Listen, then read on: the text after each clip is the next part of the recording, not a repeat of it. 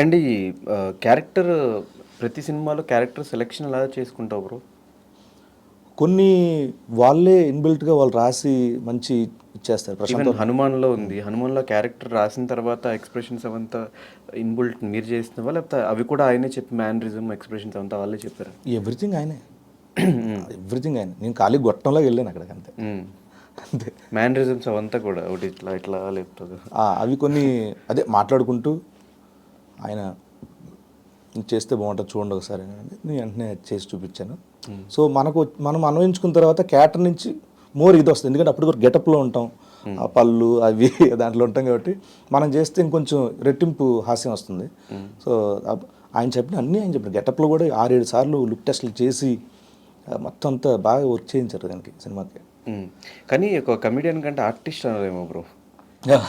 నాకు నిజంగా అదే ఇష్టం. ఆర్టిస్ట్ నాకు అదే ఇష్టం, ఎందుకంటే నేను కోరుకున్నది ఏంటంటే క్యారెక్టర్ ఆర్టిస్ట్ అవ్వాలని. ఒక మన ప్రకాష్ రాజ్ గారు, ఎస్వి రంగారావు గారు, కోట శ్రీనివాసరావు గారు, వీళ్ళందరిలాగా అవ్వాలి, నాకు అదే కోరిక.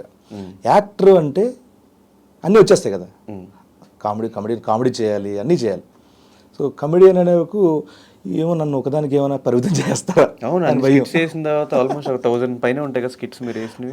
అదే మెయిన్, అదే స్కిట్స్ వేసిన తర్వాత 10 ఏళ్ల పాటు చేసాం ఒక దాంట్లో, జబర్దస్త్లో. అంటే ఆబ్వియస్లీ కమెడియనే కదా, కానీ దాని నుంచి తర్వాత నాకు మంచి వచ్చాయి. అంటే ఆర్టిస్ట్ వీడియో అని చెప్పుకునేంత సినిమాలు వచ్చాయి నాకు పొలిమేర కానీ కొన్ని సినిమాలు ఉన్నాయి.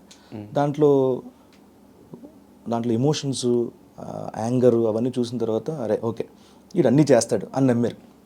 అలాంటి క్యారెక్టర్లు కూడా చేస్తున్నాయి ఇప్పుడు, కొంచెం ఇంపార్టెంట్ 1 day 2 days క్యారెక్టర్ కూడా చేస్తున్నా. ఎందుకు ఇంపార్టెంట్ అయితే?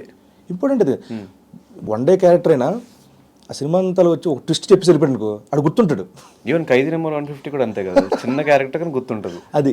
సీన్ కొన్నిసార్లు తెలియదు మనం, ఇప్పుడు నా సావుని చేస్తా అనగానే ఎంత పేలింది అది దర్శివేది.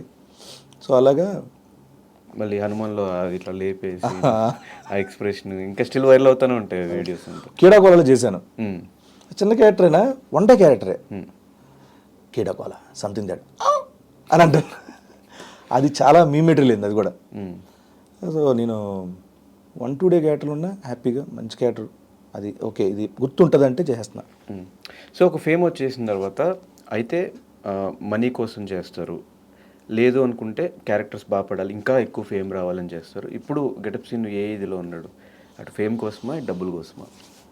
నాకు 1 day 2 days చేస్తున్నా అంటే డబ్బుల కోసమే. నాకు జాబ్ సాటిస్ఫాక్షన్. 1-2 days చేస్తానంటే డబ్బులు లేక కాదు. అలా అంటే నేను జబర్దస్త్ అన్నీ చేసుకోవాలి కదా, డబ్బు అయితే నీకు అంత ఎందుకు వదులుకున్నాను అక్కడ. నేను టీవీ టోటల్గా నేను వదిలేసుకున్నా. దానికంటే ఎక్కువ సంపాదించుకోవచ్చు కదా బ్రో సినిమాల్లో. ఎక్కడ? సినిమాల్లోనా? అలానే కాదు, నేను అంటే కంఫర్ట్ లెవెల్స్ కూడా ఇక్కడే ఎక్కువ ఉంటాయి సినిమాలో. రెండు దగ్గర సేమ్. అక్కడ మీరు స్క్రిప్ట్ రాసుకోవాలి, గెటప్ వేసుకోవాలి, అది మన ఇష్టం, ప్రాక్టీస్ అక్కడ మన ఇష్టం. అక్కడ నేనే రైటరు, మేమే ఇది రాంప్రసాద్ మేము రాసుకుంటాం. ఇక్కడికి వచ్చే వరకు డిఫరెంట్ రైటర్స్. అంటే సినిమా వేరు, జబర్దస్త్ వేరు, రెండు అసలు కంపేర్ చేయొద్దు. సో ఇక్కడ నేనేం చెప్తున్నానంటే, నాకు జాబ్ సాటిస్ఫాక్షన్ సరిపోయింది. ఎందుకంటే ఒక ఇల్లు ఉంది, చిన్న ఇల్లు, ఒక కారు ఉంది, నా ఫ్యామిలీని బాగా చూసుకున్నా, వచ్చిన సినిమాల్లో నుంచి ఎంతమంది డబ్బు ఓకే హాయ్ చాలా బాగుంది చాలు.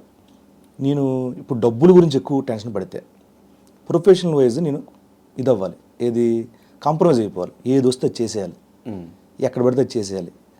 సో అది ఉండకూడదు అంటే సెలెక్టివ్గా పికీగా వెళ్ళాలంటే ఓకే నాకు ఇది బాగుంది, 1 day క్యారెక్టర్ బాగుంటుంది, దీనివల్ల నాకు 5 సినిమాలు వస్తాయి అంటే చేసేస్తా.